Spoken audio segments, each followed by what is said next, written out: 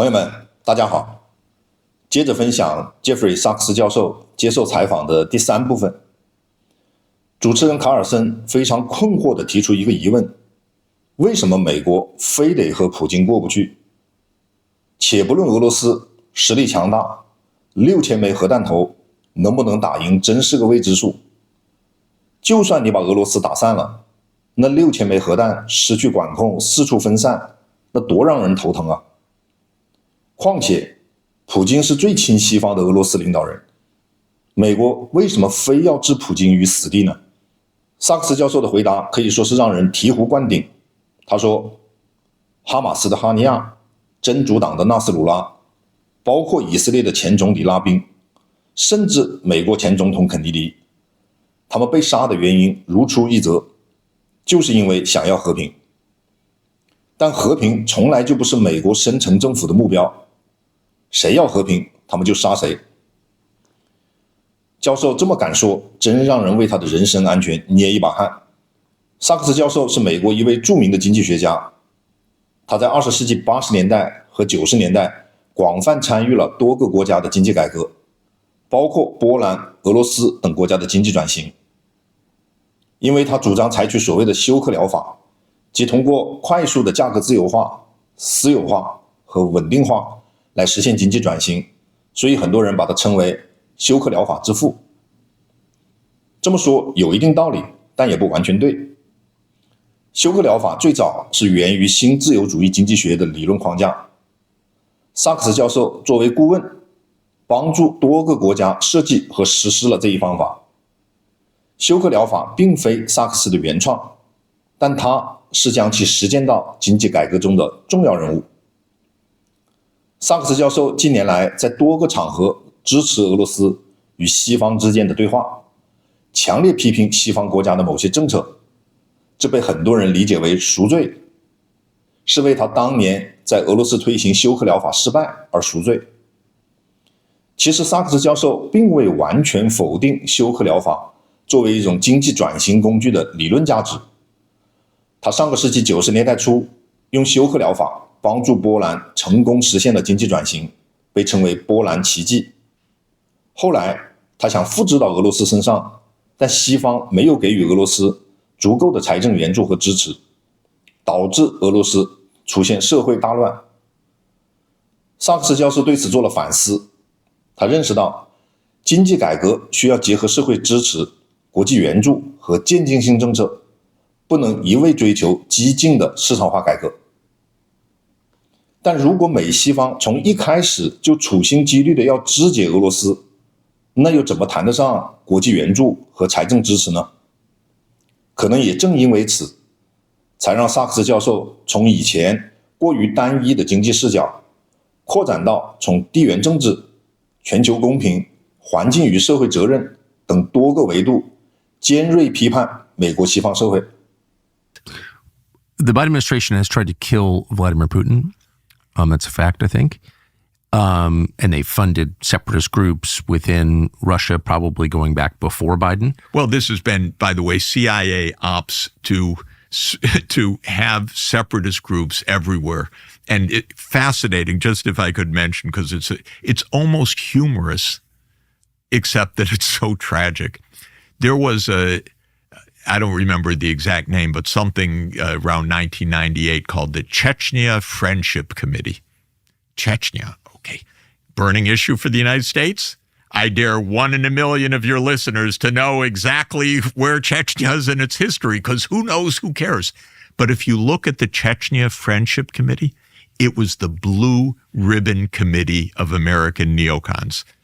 This big Brzezinski right there. Everyone that wants the hard line. Why?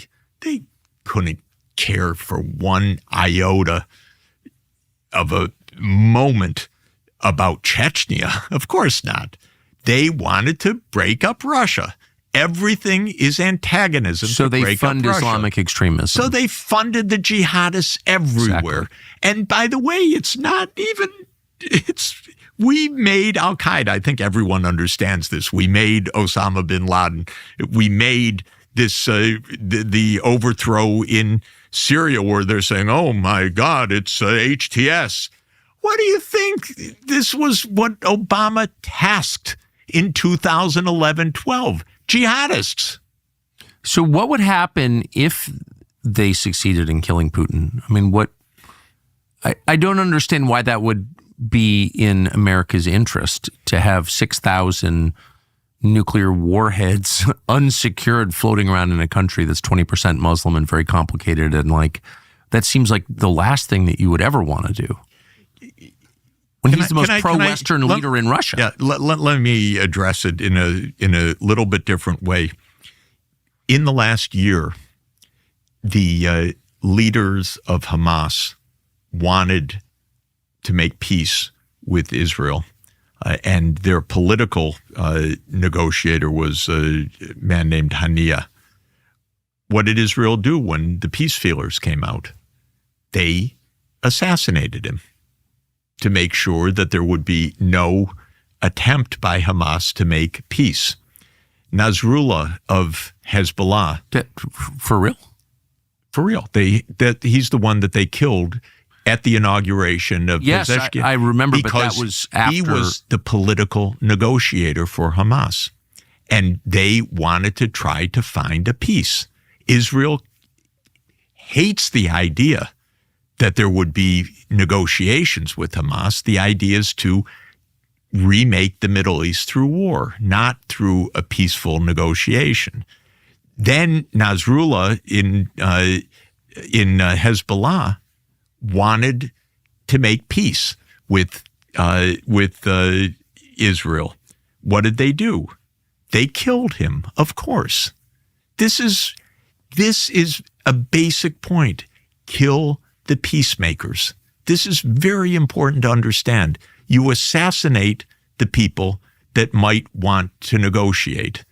And this was something that JFK learned, I think, the hard way. Well, this is the modus operandi of the CIA, and it's the modus operandi of Mossad, and it's the modus operandi of this deep state, which is you're not aiming for peace. You're aiming for primacy. You're aiming for dominance. You're aiming to remake the region in your image. You're resisting any call for compromise.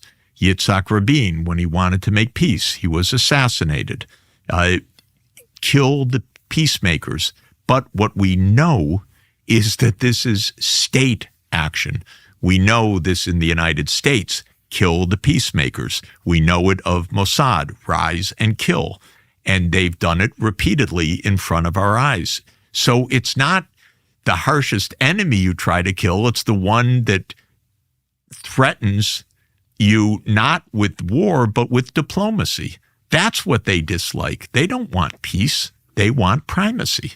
This is really a different thing. Where is it getting us? Since the whole thing is completely delusional, it's getting us closer and closer to nuclear annihilation. How could anyone think you'd kill the president of a nuclear superpower? Of course, it's the most mind-boggling, wrong-headed idea. I have no information about that. What I do have information about is the ones that they actually kill. By the way, I also know through lots of discussions, and I can't go into all of them because I just have been lucky to have fascinating discussions. Iran has been asking for peace and for reaching out to the Biden administration for the last 2 years. How do we take that? Oh, they must be vulnerable. Now we must kill them. That's the idea. It's so weird. Iran is reaching out for peace now? Iran has been for 2 years. There have been I talked to an intermediary recently. I've talked to many diplomats in the last in most recent months. By the way, there's an astoundingly oh my God, an astoundingly insightful episode that was reposted of PBS NewsHour with Robert McNeil interviewing Henry Kissinger and Jack Matlock in 1994. So this is the 30th anniversary of this show.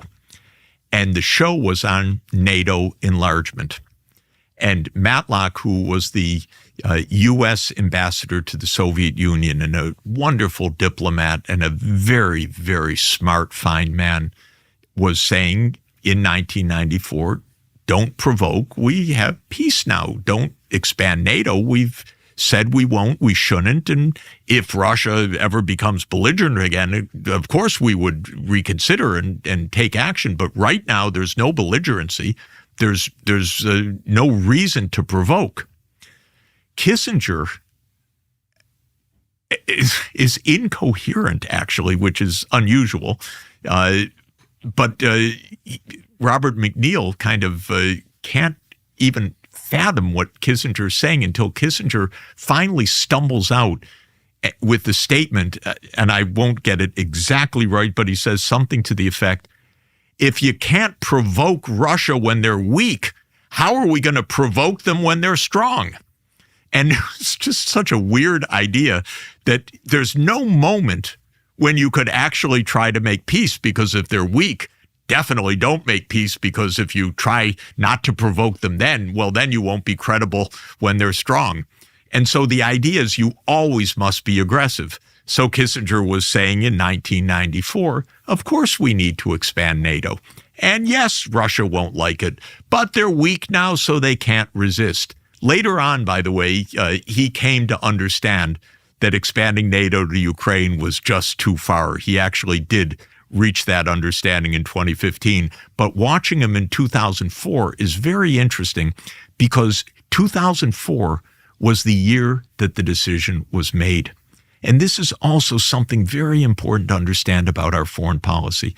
It's not that a president comes in and then we have a new foreign policy, and then another president, we have a new foreign policy. These things are very deeply set courses. These wars in the Middle East go back 30 years.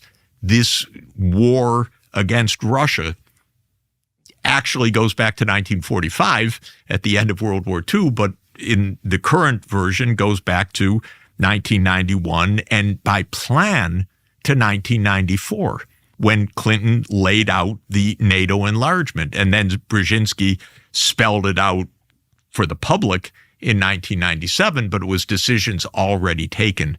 So we can watch Kissinger in 1994 explaining, yeah, Russia's weak, take advantage of them. This is the time to take advantage of them. This is what gets us into such unbelievable insecurity. We could be the safest people in the world in history. No one could conceivably attack us, and yet we're 90 seconds to midnight. Do you have any expectation that will change? I'm counting on President Trump to change this. I think his instinct is right. I think his sense is right.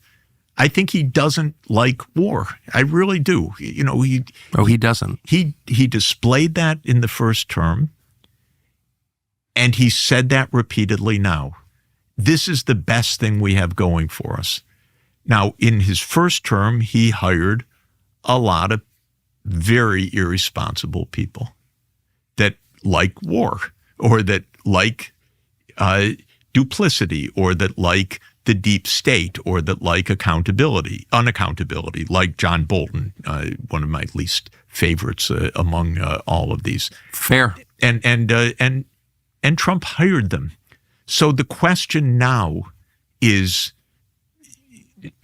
probably not his deep sense, which I think is absolutely right, but now his tactical sense inside the U.S. government. Please don't let the deep state continue on a path that it's been on, and don't let the normal hardliners, because Washington is filled with people who have been on the payroll of the military-industrial complex their whole careers. Don't let them dominate policy. And the incoming administration is such a mix right now. And we see that the clarity of those who want to control this, how hard they're being, how harshly they're being opposed, like Tulsi Gabbard, or let me say Bobby Kennedy, though his department is health, but he understands this peace side as well very clearly.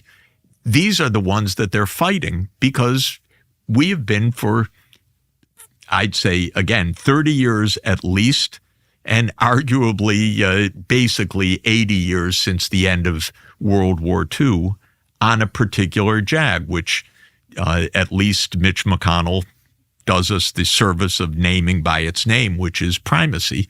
And if we continue on that course, Trump will fail and the United States will be gravely endangered. And if he reverses that course, he stands to be a great and historic president. Because there's so much at stake, you sort of wonder what the people who oppose that kind of reform would do. I mean, the national security state has been eager to use violence abroad again and again and again, murdering people. As I said, trying to murder Putin. Would they, or are you concerned that they would be willing to use that domestically? I think there's no doubt that they've used assassinations at home. I'm of the view that JFK was the first clear case of that at home. This is a long, long story, and some people roll their eyes at it, but I've spent much of my life reading, studying, examining this. I think it's quite arguable for Bobby Kennedy the same way, and I don't think that there have been scruples inside about keeping prerogatives.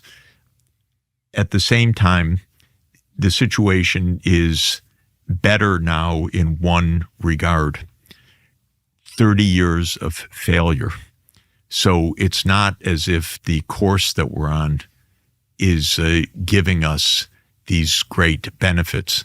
The United States needs to change course for our own security.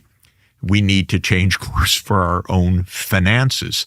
We're not in good shape in this country. Yes. When 75% or so of Americans repeatedly say America's on the wrong track, they're correct at that. And they say that now. That's the latest Gallup findings. And they're completely right. So this is not the exuberance, and I would say the hubris of 1991. And I was there then as economic specialist and an advisor, unpaid and informal, but an advisor to President Gorbachev and an advisor to President Yeltsin and an advisor to Ukraine's President Kuchma on how to stabilize their desperately destabilized economies and how to move to market systems. And the United States was not interested in peace. We had this hubris that history had ended, we had won, and now America would run the show. The difference today is that we're 33 years after the end of the Soviet Union. We tried the neocon approach for 30 years now. We have engaged in all of Netanyahu's wars. We went to war in Ukraine. Everything that was predicted has been proved wrong. The neocons failed time and again. They didn't remake Afghanistan. They didn't remake Iraq. They did not remake the Middle East. They did not call Putin's bluff and enter Ukraine with NATO. They did not enter Georgia with NATO. They completely misjudged how we would push the rest of the world into unity, as I mentioned with Zbig Brzezinski, saying Russia will never side with China on this. Well, of course, he got wrong the most fundamental diplomatic change of our age, the rise of China and the creation of a group that does not want U.S. hegemony, and a group that is increasingly integrated in production and military and security and diplomacy. So we are at a time where the failures are self-evident if people open their eyes, and the American people know it, in fact. So it's not even convincing the American people, oh, it's worse than you think. No, they know.